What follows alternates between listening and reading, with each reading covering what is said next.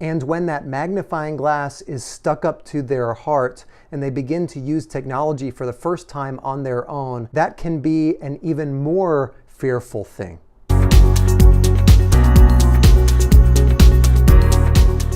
Pastor Bryce here, and welcome back to 5 Minutes for the Family. If you've been with us for the past several weeks, you know that we've been looking at modeling, and we've now concluded that series, and now we'll move on to our next series in 5 Minutes for the Family. And just as I mentioned last week, I hope you all had a great Thanksgiving, but with the conclusion of Thanksgiving comes the opening of a new season, and that would be the Christmas season. And with the beginning of the Christmas season comes Christmas shopping and Black Friday and all these other opportunities that we now have to participate in. And I bet there are some of you that have even already gone on the internet and you've already typed in what gifts can I get for people? What are some desirable gifts that people are wanting this year for Christmas? And if you've done that, you've found out that some of the top gifts this year are all technological gifts, from computers and iPhones all the way down to Bluetooth connected sunglasses.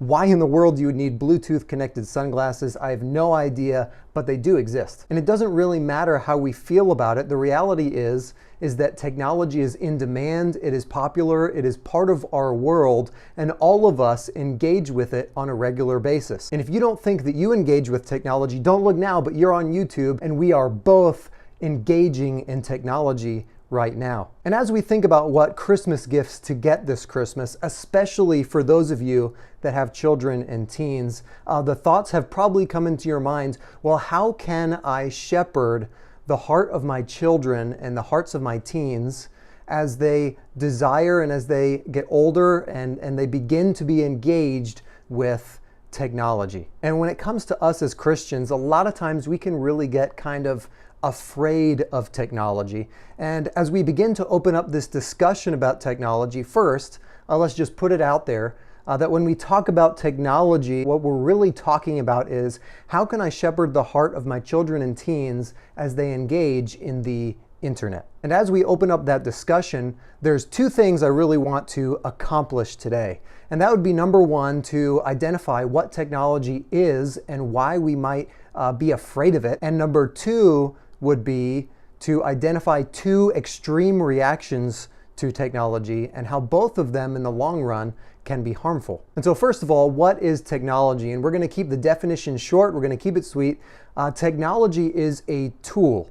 Really, technology, specifically the internet, is a place where information can be shared. And like any other tool, technology can be used in both a positive as well as a negative way. Well, since technology is a tool, what is it about the tool of technology that would make us somewhat fearful and afraid for our children and our teens? The tool of technology can be a fearful thing because information being traded back and forth at such a quick pace and at such high availability can be a fearful thing. Because really what that tool is when we use it, what it really is it's kind of a magnifying glass that we're sticking right up to our heart. And what we use technology for really tells a lot about us.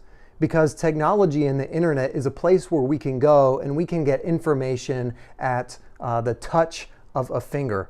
And because we can get information so quickly, the kind of information we look for really is telling about what is going on in our hearts. And so technology is a tool that's not really bad in and of itself, but the way we use it really tells a lot about us. And that can really truly be a fearful thing, because the Bible tells us that our hearts are deceitfully wicked. And there are so many examples and so many accounts of those that have used technology in an immoral way. And that is why we seek to protect and guide our children and teens as they walk through a technological world. Now, as we've already identified, we live in a technological world, and it doesn't really matter how we feel about it. The world is full of technology, and we must engage in it, whether it has to do with communication or shopping or finding directions.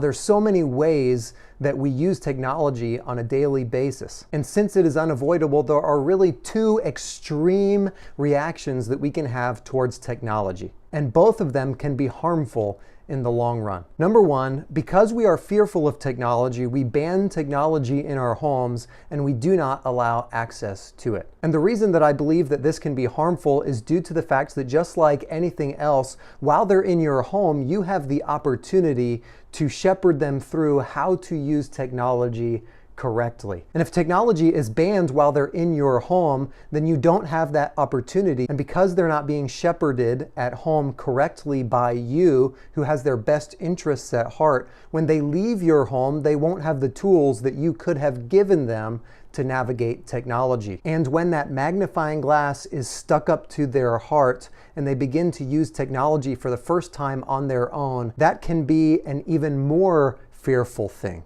The second response we can have to technology is to say, hey, it's part of our world, and we just give over smartphones, we give over technology to children and teens without really giving them any tools beforehand.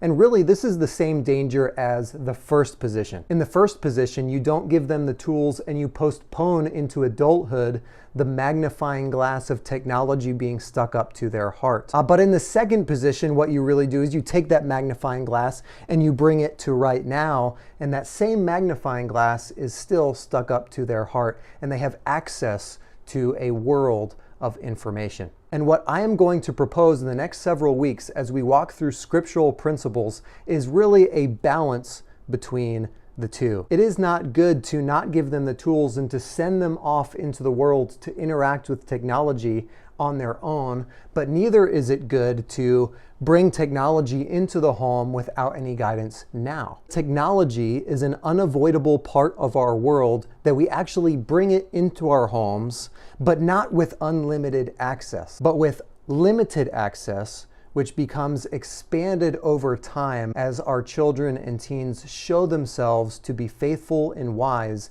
in their use of it. And so as we tackle this challenging topic, I would just encourage you to join us next week as we see you on 5 Minutes for the Family.